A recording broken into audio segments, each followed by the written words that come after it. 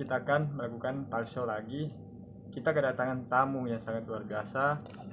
Yusri ya kak, sapanya. Iya. Ya, ini kak mau tanya nih bagaimana sih khususnya pariwisata di Sulbar ini, bagaimana sejauh ini penanganan pariwisata di masa pandemi saat ini kak? Mungkin bisa buka masker dulu sedikit. Iya bisa ya. Oke, baik. Jadi terkait usaha pariwisata di Polewali Mandar di masa pandemi ini memang sangat berdampak. Iya. Sangat berdampak. Namun bukan berarti itu harus istirahat total. Itu menjadi tantangan bagi teman-teman pelaku usaha pariwisata, termasuk saya sendiri juga pelaku pariwisata, membuat suatu semacam inovasi ya. Jadi yang tadinya mungkin tidak ada pembatasan untuk berkunjung di suatu tempat wisata, dengan adanya pandemi ini pengunjung kita batasi. Misalnya di tempat saya di kawasan Rumah Penyu Pantai Mampi itu saya cuma menerima satu kelompok. Jadi misalnya mereka mau berkunjung di hari Minggu, jadi 2-3 hari sebelumnya sudah memberi info ke kami. Jadi kalau sudah ada yang daftar, kita tutup sehingga tidak saling berbaur dengan wisatawan lain yang lainnya. Berarti terlebih dahulu masyarakat memesan begitu kan? Ya, seperti itu. Karena pertama kalau tidak dibatasi seperti itu, kami juga yang akan kewalahan nantinya. Karena akan terjadi jumlah penumpukan pengunjung dalam jumlah yang banyak. Untuk itu kak, setiap sepekan itu kak berapa kali biasanya itu kak? Kalau sepekan biasanya kan yang sering itu kalau misalnya di Rumah Penyu itu Sabtu Minggu itu sudah pasti ya. Jadi biasa mulai hari Rabu. Hari Rabu itu sudah mulai ada yang masuk. Nah itu cuma sekedar berkegiatan atau memang mengajak keluarganya untuk liburan. Nah selain ini kak, kita kan selaku ketua asosiasi ini kak, bagaimana sih bentuk komunikasi terkait pariwisata di Sulbar ini sendiri kak, dalam bentuk inovasi mungkin hal-hal baru yang dilakukan selama pandemi? Jadi itu sih kan pernah waktu tahun 2020 itu boleh dikata semua objek wisata dan usaha pariwisata termasuk perhotelan kan ditutup total. Ya, betul, nah di sini puncak-puncaknya sebenarnya lumpuh total. Namun di 2021 ini ya alhamdulillah ada sedikit kelonggaran. Jadi beberapa objek wisata itu kami tetap patuhi protokol kesehatan. Misalnya kan ada juga objek wisata yang misalnya kolam itu. Jadi di sana karena kebetulan objek wisata ini berdampingan dengan kali, jadi airnya itu mengalir terus keluar. Itu satu keuntungan dan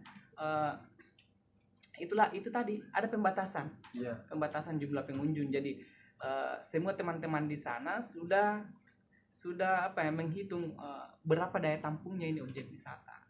Yang tadinya mungkin dia mampu menampung sekitar 1.000 pengunjung, itu kita ambil sampai 50%.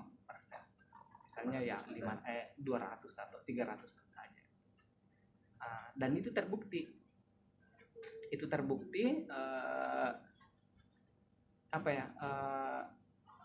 Itu dijalankan teman-teman. Kan ada beberapa pilihan. Jadi kalau teman-teman melihat sudah terlalu padat, maka dilarang masuk.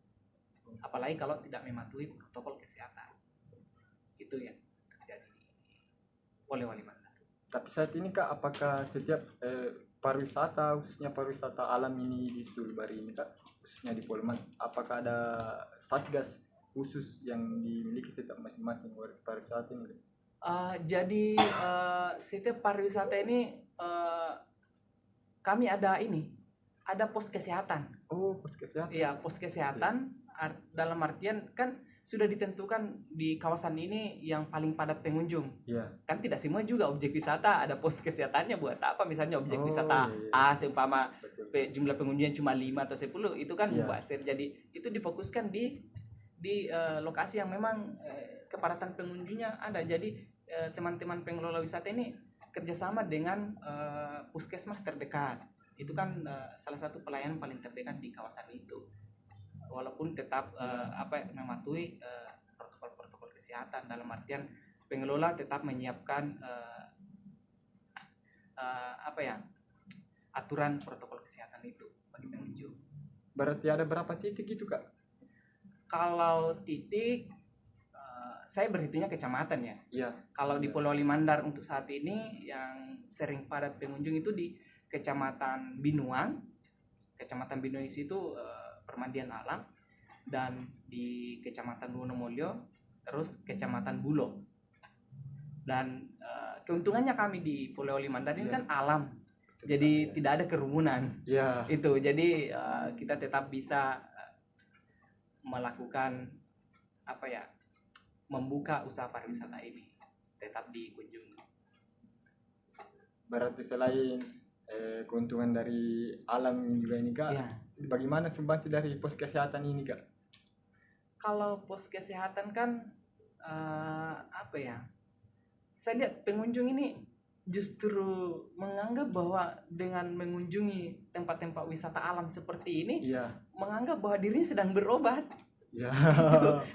Bukan misalnya beda kan kayak waterboom itu kan Iya. wisata-wisata memang kayak buatan manusia. Kalau di ini yang sementara yang ada di Pulau Alimandar ini memang alam yang kita jual. Jadi misalnya mereka cuma datang misalnya di Bulo. Iya. Di situ kan tempat camp, di situ orang datang cuma pasang tenda satu keluarga. Jadi memang cuma menikmati alam saja, udara-udara segarnya gitu. Jadi memang di sana pengunjung berkunjung ke suatu tempat lokasi wisata itu menganggap bahwa dia sedang berubah. Dia keluar dari zona-zona yang bising, keramaian. Dia menghindar dari seperti itu. Nah, mungkin ini, Kak, untuk apalagi pihak pemerintahnya sendiri ini, Kak, dalam mensupport teman-teman di pariwisata, khususnya asosiasi kita ini, Kak. Ya, seperti alhamdulillah dalam hal ini Dinas Pariwisata, Dinas Pemuda Olahraga dan Pariwisata Kabupaten Pulau Limandar sangat mendukung langkah-langkah yang dilakukan teman-teman pengelola objek wisata di Pulau Limandar, karena ya sejauh ini tidak ada teguran-teguran ke bawah, justru hanya sekedar menghimbau agar bagaimana protokol kesehatan tetap dijalankan, sambil berharap bagaimana pandemi ini bisa cepat berlalu. Dan ini juga terbukti, kami mengatakan bahwa dinas dalam hal ini Pemuda Olahraga Pariwisata mendukung, karena sudah ada beberapa event yang dilaksanakan di Pulau Limandar dan itu didukung penuh oleh pemerintah.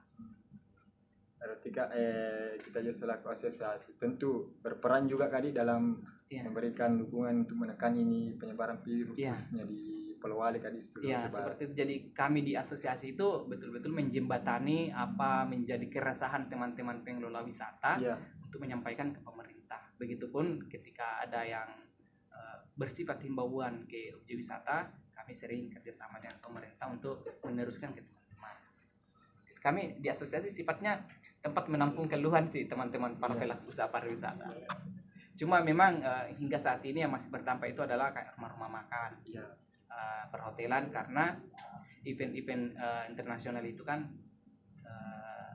hingga saat ini belum diizinkan. Kayak dulu kan ada istilah FIFA di mana tamunya dari luar negeri, sekarang itu sudah tidak berjalan. Berarti ada perubahannya nih, Kak, ada sangat terasa ini, Kak, sangat terasa. Itu nih, Kak, memang perlu inovasi untuk bisa tetap jalan. Paling tidak itu pembatasan jumlah pengunjung. Ya. Terima kasih, itulah tadi bincang-bincang kami dengan Kak Yusri selaku Ketua Asosiasi Usaha Pengusaha Pariwisata Kabupaten Polma, Sulawesi Barat. Saya Sahar pamit undur diri. Assalamualaikum warahmatullahi wabarakatuh.